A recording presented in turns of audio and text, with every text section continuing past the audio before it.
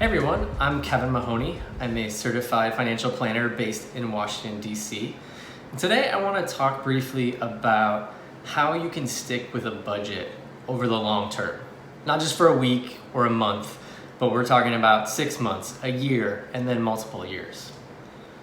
When most people think about a budget, I would guess that they're thinking about specific line items for every type of spending that we have. So picture a line for groceries, picture a line for restaurants, and on until you have a budget that in this model would run for 25 to 40 lines, depending on how you like to spend your money. But as you might imagine, that's not particularly realistic or helpful for a lot of people. And here's the main reason. A budget like that, a budget template like that, doesn't allow for much flexibility. So let's say there's a month where you have friends over or family visiting, and your grocery budget or some other things that you might buy for around the house is higher than it usually is. That's really tough to fit into your budget when you get really specific with every category and every line item. So I've found over the past several years that the best way to stick with a budget is to put your spending into broader categories, where once you understand what those categories are and what role they play for you, you have more flexibility on a week-to-week or a month-to-month basis for amounts within those categories to move. But overall, you should still be doing what you need to do to achieve your financial and personal goals, including saving money. So at a very high level, I would look at it in two different forms. On one side, we have what I would call high value spending. These are the things where, looking back, maybe a couple days, but certainly several weeks or several months or even a few years, you never regret spending that money.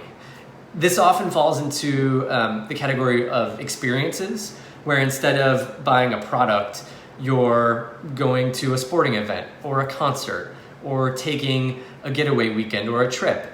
Things like this, for many people, are high value expenses that when they look back, they're very glad they spent that money and they would like to do it again. They would like to do more of it.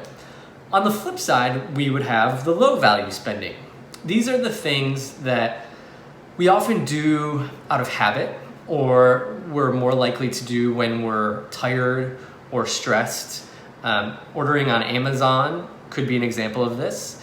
For many people I chat with, it's getting takeout, food delivered to their house via Grubhub or Uber Eats, whatever it might be, especially before the pandemic, when we had more of an option for those in-person experiences. Whatever it may be for you, these are expenses where when you look back, you think, you know what, I didn't really need that. Or, man, I really wish I had that money back to spend on something else. Between these two categories, we want to try to shift as much money toward the high value expenses and keep those low value expenses as low, as minimal as we possibly can. So when you think about these expenses in the context of your budget, I would encourage you to start out with the fixed expenses that you have each month. These are essentials. These are the things that you need to live on a daily basis, that if your income was drastically reduced, you would still want to and need to pay these expenses. Often they may be contractual, like rent or automated bills that you make to a utility company. Start with these and automate as many of these payments as you can, and automate them as early in the month as you can. You know they're gonna happen. They're generally consistent amounts. And so you can often set these payments to take place a couple of days after you've received a paycheck early in the month. And it's almost like set it and forget it. You obviously wanna make sure that the payments are actually going through and your accounts are current with these different companies. But otherwise, you shouldn't have to put in much effort in paying these once you've made them happen. From there, the money that's left is essentially up for you to decide where it goes on a monthly basis.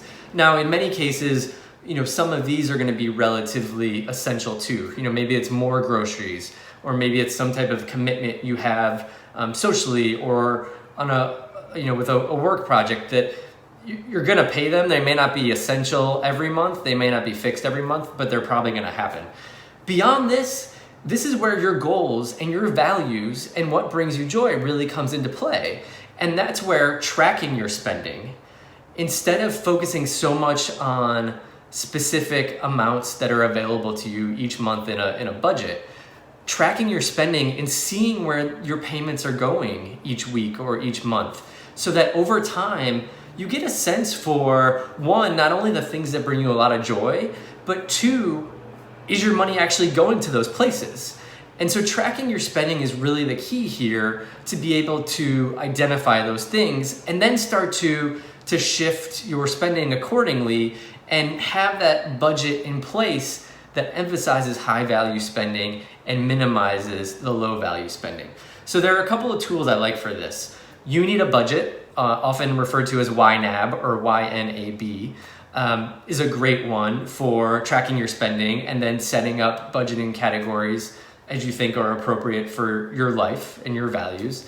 And then Tiller Money is the other one. Tiller is a spreadsheet-based budgeting software tool where out of Google Sheets, you would be connecting your accounts and then kind of analyzing what your spending looks like on a month-to-month basis.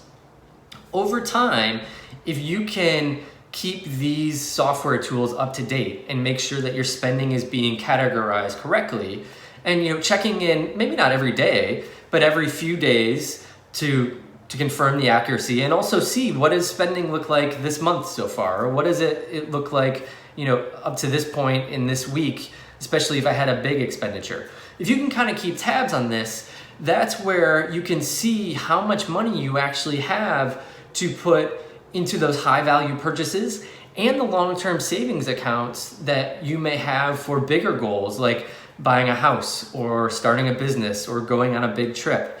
These are all ways to budget that get you to the place that you really want to be with your monthly spending, without being so draconian and so punitive that if you spend a little bit more on restaurants or on utilities than you had planned in a given month, you don't beat yourself up and you don't stop saving or budgeting as you would like to, but instead you kind of know which category those expenses fall into, and you just try to make sure that they align with how you want your money to improve your life over the long term.